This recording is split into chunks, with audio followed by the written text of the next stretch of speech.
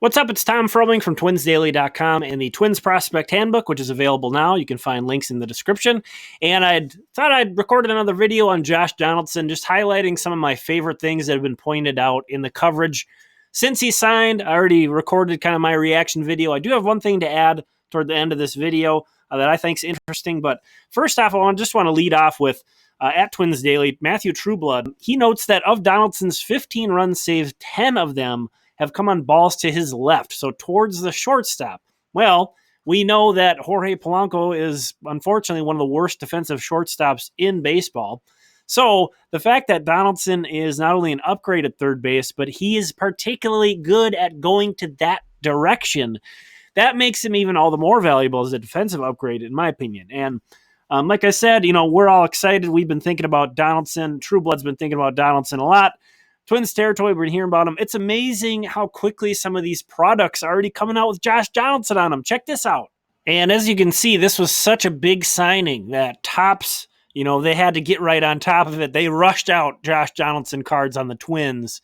As you can see, I've obtained a special copy of this card. I mean, the artist rendering on this thing is just amazing.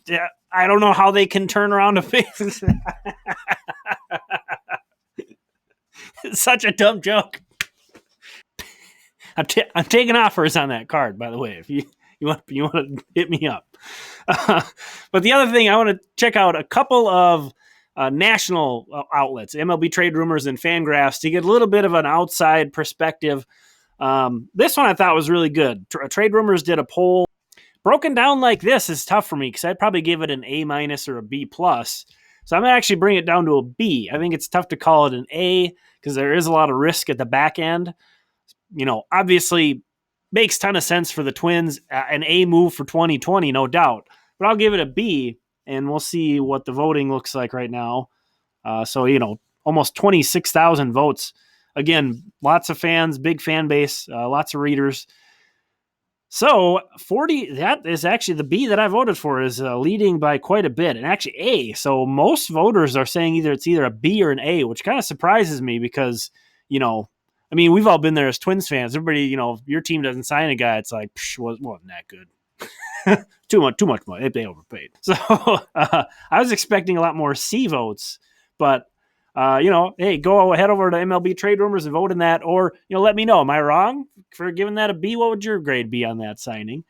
And then the next thing I want to roll into is real quick, show a clip from FanGraphs, the Effectively Wild podcast. A lot of the reaction to this signing has been like, well, why didn't the Twins go and invest in a pitcher with this money that they had? It doesn't make any sense. They need pitching.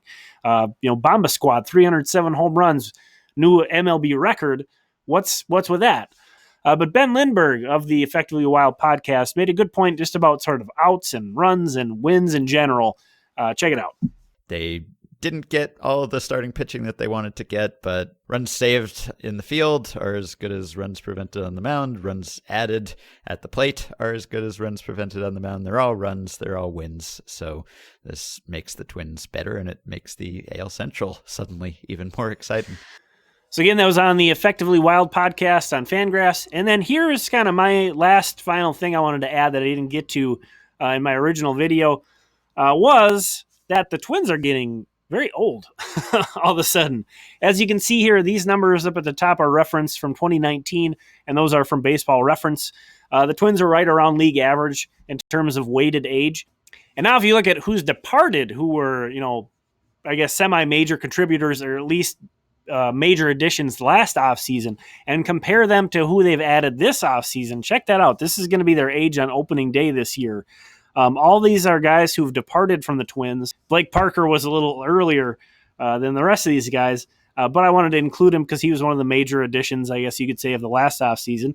And then compare those guys to this year's class of free agent additions, and it's dramatically different. I thought that might have been a strategy that Derek Falvey and Thad Levine had identified that might work out for the Twins to go after younger free agents. But it's not at all surprising to see this pivot given what took place with some of these guys. Scope, Perez, and Crone were especially young for guys who were available either as free agents or on waivers. And the Twins signed them for short deals. And you know what?